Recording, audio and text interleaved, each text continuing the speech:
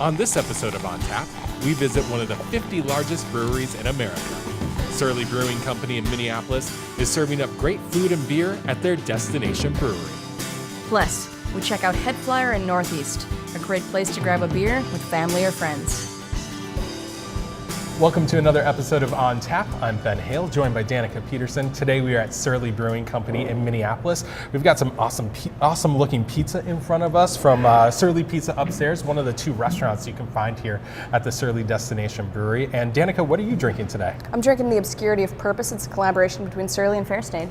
Awesome. I've got the Hop Shifter. It's a great beer that the hops are always changing in it. They've done several different batches of it. I always seem to like it. It's always something new and different. Well, Surly is known for their awesome destination brewery here in the Prospect Park neighborhood of Minneapolis, but Surly came out of very humble beginnings to now become one of the 50 largest breweries in America.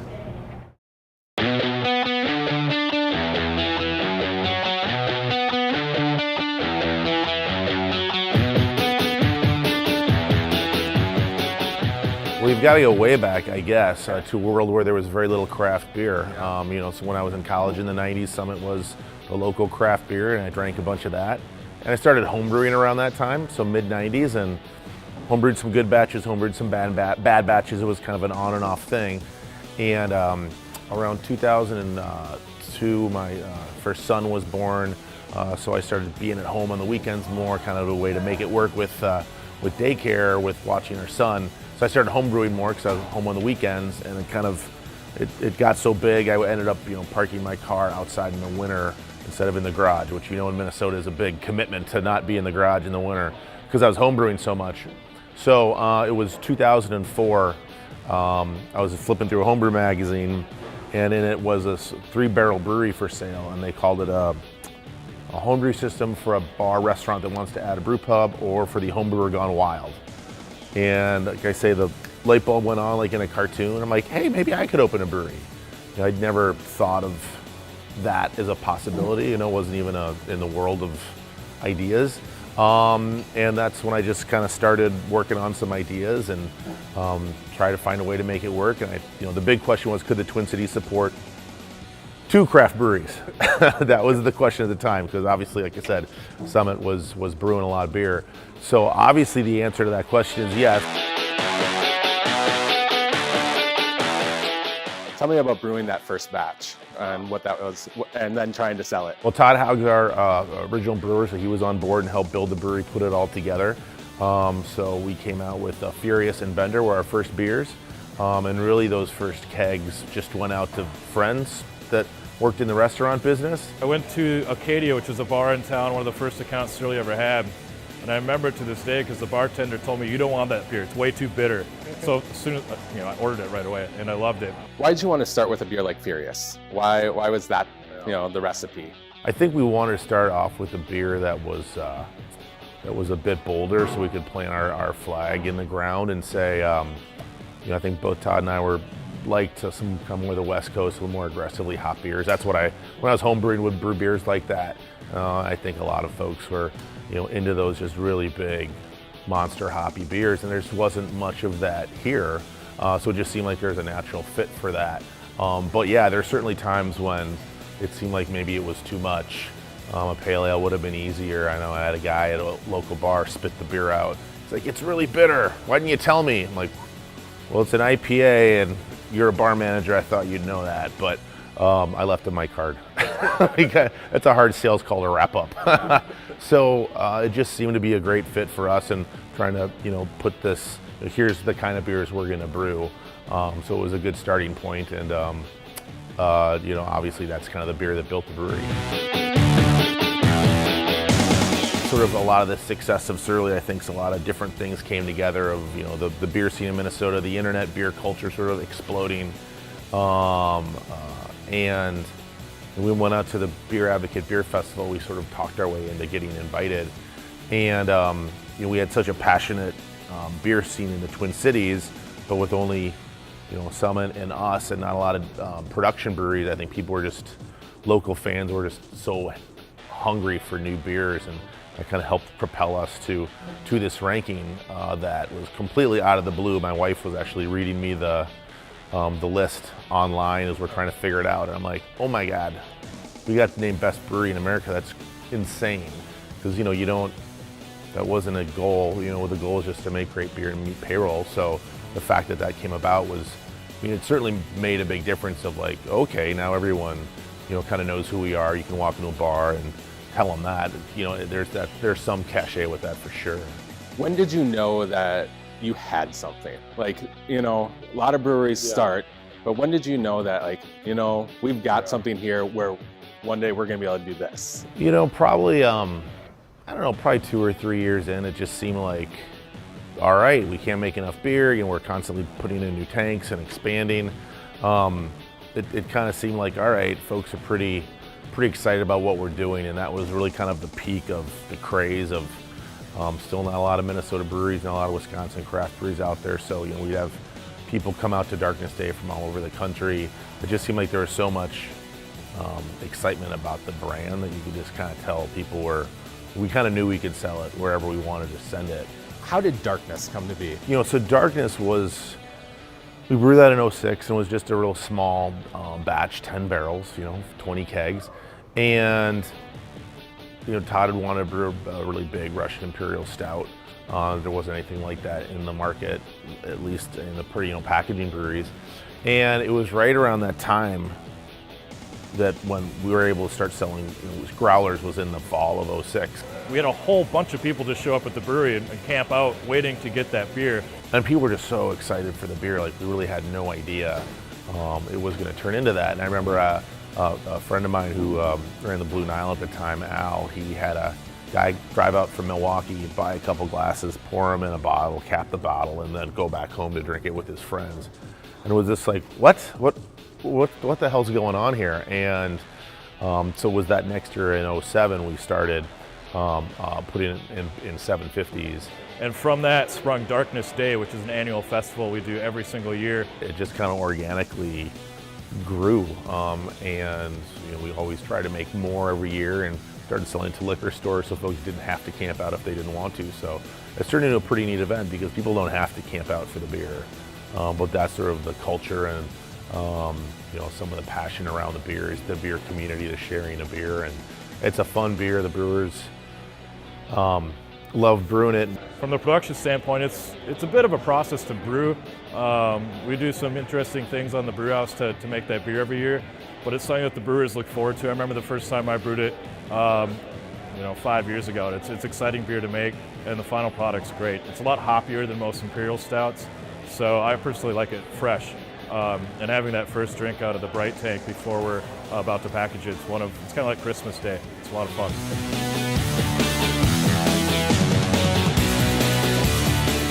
I think we did a good job of creating what we were hoping for, and it was really this kind of bringing into a beer scene into Minnesota that it didn't really exist because of the law, that you couldn't sell a pint of beer to someone.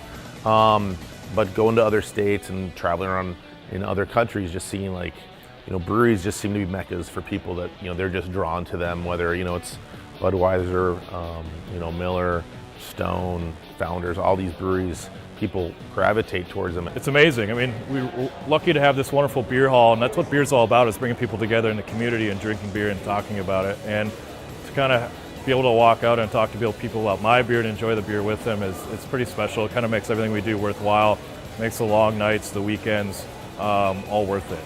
It's just kind of a natural gathering spot, and going to a lot of beer halls and beer gardens in Wisconsin, kind of knowing what they've got over there in Minnesota just didn't have it. I'm like, I don't think Minnesota knows kind of what can get built until this law gets changed. So having the 2-acre beer garden and all this space that hopefully people kind of come together was really the big idea, and putting the brewery front and center was certainly part of it all too. It's a beautiful brewery.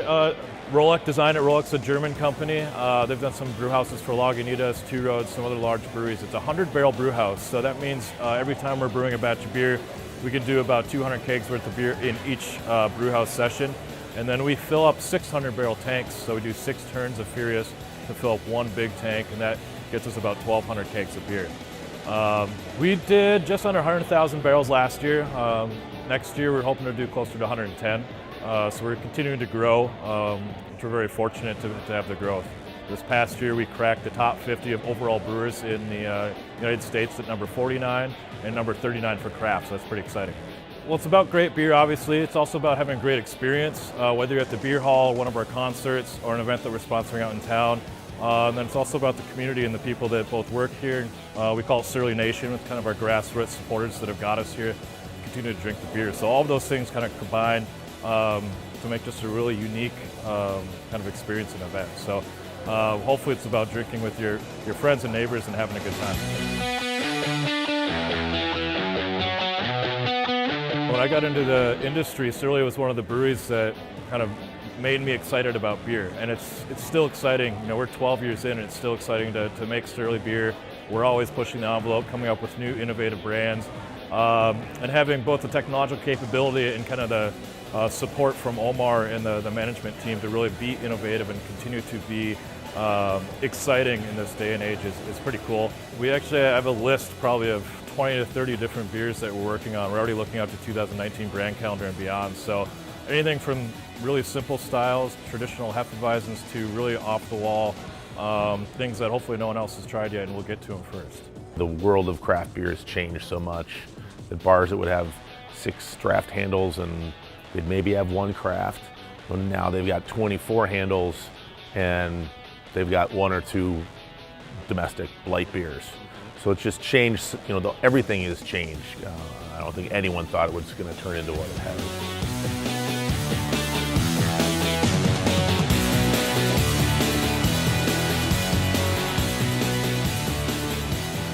Surly really does have a great story, and it doesn't end with just beer. It's food too, and the food downstairs in the beer hall and up here in the Surly Pizza place. I mean, I'm ready to dig into some of this delicious food. Which one do you have there? This is the Walter White. It has potatoes and onions and all sorts of other assorted goodies. All right, and I've got the I'm Your Daddy, and it's got some pepperoni on it, some peppers on it, and this burnt honey on it. Seriously, the food here at Surly, just as good as the beer.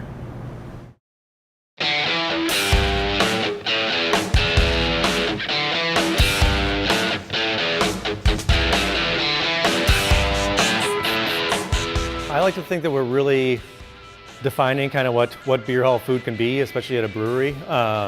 We don't try to stick to any too strict parameters, whether it's, you know, strict German food or things that are going to pair with this specific beer. Our goal is to create really good food that pairs really well with beer, and to do that we need, especially to pair with Surly beer, we need food that's going to be really strongly flavored. Surly beer itself is pretty bold beer. We don't pull any punches at all with the beer. It's going to you know, be either pretty hoppy or have just very bold flavors. So when we create food in the beer hall, we want food that's going to match up to that. So down here, you know, we've got, I think, 250 seats in here. You know, we kind of knew we'd have to do something fast, and so we sort of designed the kitchen to get food out quickly. On a busy Saturday, we'll do almost 2,000 covers down to the beer hall. So yeah, we definitely do a lot of volume. And I think some people actually complain that their food comes out too fast, and they think it's, oh, this has got to be, you know, frozen or sitting in a heat well. But that's not the truth at all. We definitely spend a lot of time, a lot of energy on the back end. So our prep team is super robust. It's a huge team. It's a great array of food, from, you know, burgers, which is our probably most popular dish, to charcuterie board, you know, trout's on the menu, mussels. So hopefully something, as a beer fan, you can find something that's going to pair well with kind of any style of beer you have. Probably about a third of the menu has been pretty static. Hog frites have always been a standard, and that's kind of our version of poutine. So it's French fries smothered in a pepper jack cheese sauce with our house smoked pork and a spicy, crisp pickled jardinera.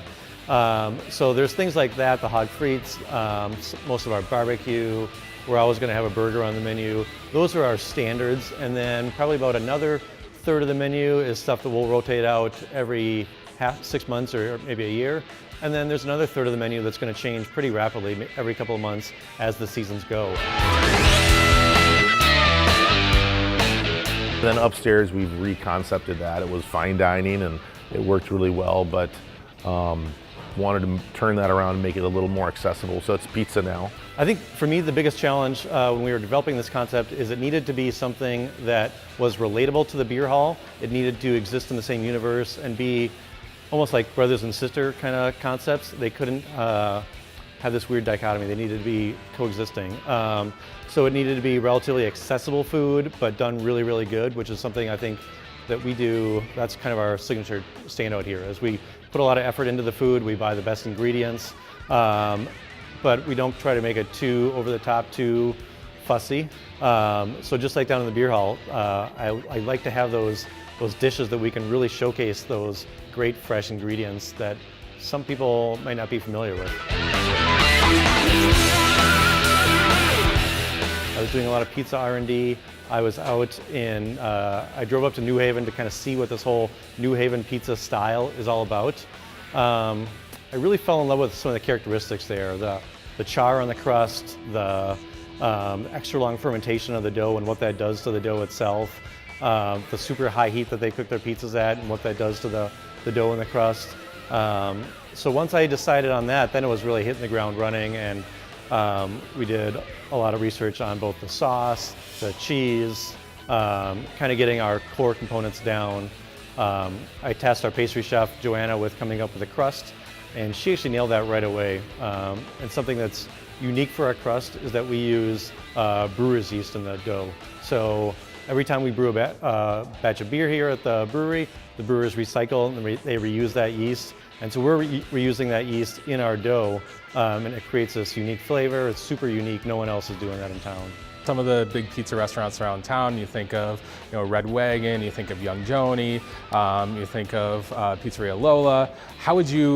What's a Surly pizza like? I would say a relatively thin crust, but definitely not that Minnesota cracker thin crust. A minimal amount of toppings, so I think that's key to a good pie, so it doesn't overload your pizza. It's going to have, I think the crust is definitely what makes our pizza stand out. It's got such a unique flavor, such a good texture. It holds up really good when you pick it up. And so I think our pizza will definitely hold up, stand up against, all those ones you talked about. When I was doing a lot of pizza research, we're going to places like Joni and Wagon and Black Sheep. And I always said, like, if we can, make our pizza this good, that's the high mark. We had to try to make it our own and put our own spin on how that pizza was going to be. So the space has opened up a lot more. It's a lot brighter. It's a lot more energy in there, and we'll be able to get to use that patio a little bit more this summer too. I really see the pizza restaurant as just another outlet that we can keep using new and different ingredients. Really, I love working with a lot of local farmers to really showcase those ingredients. So, when we set on designing this whole space in the building and the concept, we always wanted to make sure the food was just as good as the beer. We didn't want to just have a kind of a dumbed down version of pub food, but we put all this energy into the beer. Let's do the same thing with the food. Just the opportunity to be able to do what we do on the level that we can do it is a pretty. Sometimes I have to take a step back and just be gracious for what I have. I don't think sometimes I take it for granted that we do what we do. So as you can see, the food definitely not to be missed when you make a visit to Surly. But Surly isn't the only brewery that we checked out on this episode of On Tap. We also headed over to HeadFlyer Brewing in Northeast Minneapolis, a dog-friendly, family-friendly brewery with new beers every week.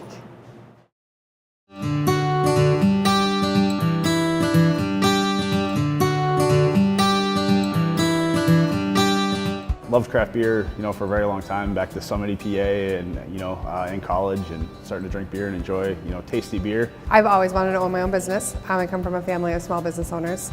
And Neil was home brewing for about 8-10 years now. Brewed in my basement for a while, brewed in my garage.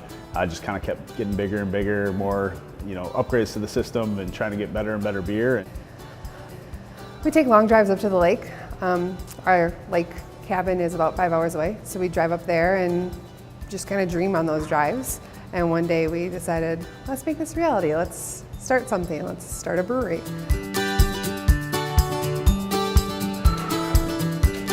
Tell me about HeadFlyer. As my wife and I were trying to come up with the business, we were trying to think of names for a brewery, which is very difficult today because every word is already a brewery name. So it was a bit of a challenge, and we were on a long car ride up to the lake and trying to come up with names, and we had a paper full of crossed out words that we'd been Googling and trying to find that worked, and we came across a street sign that said HeadFlyer Lake.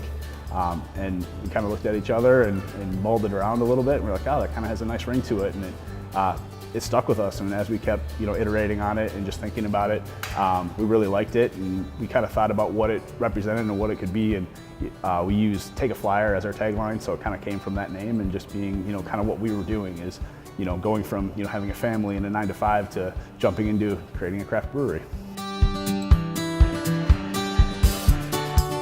We started looking at locations first, which was really challenging, finding a spot we wanted to be. We actually weren't looking in Northeast Minneapolis. We were kind of thinking we'd be a mom and pop brewery in the suburbs, something a little smaller scale. But we weren't finding a location we liked. We found this spot and we just fell in love with it. One of the greatest things about HeadFlyer, I think, is just our space and what we have here. We have a really unique space, and really unique compared to, I think, other breweries around. It's not very big, it's really tightly packed, and we really like it. The Miller Textile building, so it was an old Miller family, not related to my Miller family, but when we first looked at it, just kind of seeing my name on the wall was kind of interesting, and it's a little bit of that fate, like maybe this is meant to be for us. So it's over 100 years old. It used to be a potato sack manufacturing plant, and for a while it hasn't been doing anything, so it needed a little bit of love to kind of get to where it is today. But we have a lot of great tenants. 5 Watt Coffee is next door. We have an escape room, Mission Manor downstairs, and some other tenants and things upstairs. All the wood made in our tables actually comes from the floorboards of our building. We had to pull up the floors of the building in order to put our cellar in, because it needed to be repoured concrete. So we pulled it up. We pulled about 2-inch nails out of, hundreds of them out of this wood. So these are 100-some-year-old? 120, 150-year-old wood made into tables. It was a lot of work. One of our business partners made them all with his dad, and it's a labor of love, that's for sure. So we have 13 beers on tap, trying to always have a wide variety. So we have a lot of dark beers right now. I love IPAs, so that's kind of my go-to. We brew a wide variety from our juicy IPA to lighter styles like the Wicked Jump Shot I'm drinking right here. Neil's a big IPA guy, so he really likes to focus on that. I always like to make sure he knows that we have to have a variety. So that's really important to us, is to have a kind of a variety of beer, something that anyone who comes in, they can find something they like. We also have lighter fare for people who are, into something a little bit lighter, maybe for something sessionable, or just, not into the, super dark or heavy flavors. So we have a golden ale and a honey ale. So just try to have something that anybody who's into craft beer would be able to find something that they're interested in. We make sure we have kind of a good rotation. And then also our Beyond the Door. We have one that comes and goes every week. It's a small batch. So Neil and the guys really like to be creative in the back and do the small batches, whether it's a small batch of just something unique or it's an infused beer of one of our others. Most of our stuff is sold in the tap room here, whether it's on tap, growlers or crowlers. We do have a few taps at bars and restaurants outside of here, and looking to expand that a little bit, but yeah, mostly we want people to come here to enjoy our beer for the most part. Let's talk about some of the beers. Yeah. We got the Juicy IPA. It's probably our flagship, our most popular. It's a beer I've been brewing for a long time, and I spent a lot of time out on the East Coast, so in Vermont, and Maine Beer Company is one of my favorites. So just kind of enjoying that style of beer. Very, flavorful, late edition hops, lighter in color and kind of lighter on the palate a little bit. So trying to emulate some of those styles and just make a beer that I was really interested in drinking. That's been very popular for us so far. It's got a lot of Citra hops and Eldorado. That's kind of the combination. Not too bitter, but it's a really good drinking beer, I think. What else do you consider a flagship? Our vanilla bean porter is pretty popular. That one we've got a lot of good response. We use whole vanilla beans, 1 pound of Madagascar vanilla beans, hand cut by me most of the times. It's the best, and it really turns out well for us, I think. So yeah, we serve that almost exclusively on nitro, and yeah, that's been good as well. How often do you brew? We brew about 2 days a week, and we have a 15-barrel system, so quite a bit of space for just the taproom distribution that we have. So we keep, some of the beers like the Juicy IPA we're doing, every couple weeks, but some of the other ones we, kind of spread out and mix and match as we go through that process. We love our artwork, how it turned out. It was a work in progress. We didn't know what we wanted to do when it came to the artwork, and we found a great, awesome graphic designer and worked with him, and he kept bringing us idea after idea after idea, and never really fell in love with anything. And then he brought these ideas to us of this Minnesota beer, really line art, and we just fell in love with it, and it's just grown. We thought about things like Minneapolis and Minnesota, and beer, obviously. So things that, you know, represented what we were and where we were. And our artist and graphic designer, Mitchell Green, kind of designed all this stuff just from, you know, those 3 descriptors of what we wanted to do, and came up with all these great designs and all this great artwork. You'll see it on our t-shirts, on our website, on our graphics. And this was actually hand painted by a mural designer off of one of those designs. And yeah, it turned out awesome. Our goal really is to we really want an awesome taproom experience, and we might distribute a little bit into the local community, but really we want to make a great taproom experience, make a great outside area. We've got a great patio, but expand past that, make it a place that everyone and anyone wants to come. We really wanted to design and make a brewery where we wanted to come. Where do we want to go at the end of the day after a long day? That's what we wanted to develop here. So we have the kids space, we're dog friendly, so really make it an environment for everybody, and keep growing on that. I just want to continue to create unique beers and things that are tasty and people enjoy. We're just starting to get into some barrels, so we had a few this year. We just released our first barrel of a barrel-aged stout that we did, so we want to do definitely more of that. And then what do you do to stand out in a market like Minneapolis? You got to have a really nice space, a really unique space, and to be able to serve beer that people enjoy, so people can come in and they remember that as a good experience. And whether they're going exclusively to your place or they're hopping around a few places to try to stick out and just you know, be part of this great beer community.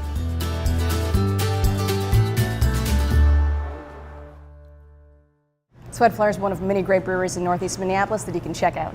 And we want to thank the entire team here at Surly for putting everything together for us today. It's been great to be here and learn their story. And thanks to everyone at HeadFlyer as well. Great time at both places. Just 2 more of the great breweries in the Minneapolis area for you to go and check out. Now go and drink good beer and drink it responsibly. Cheers.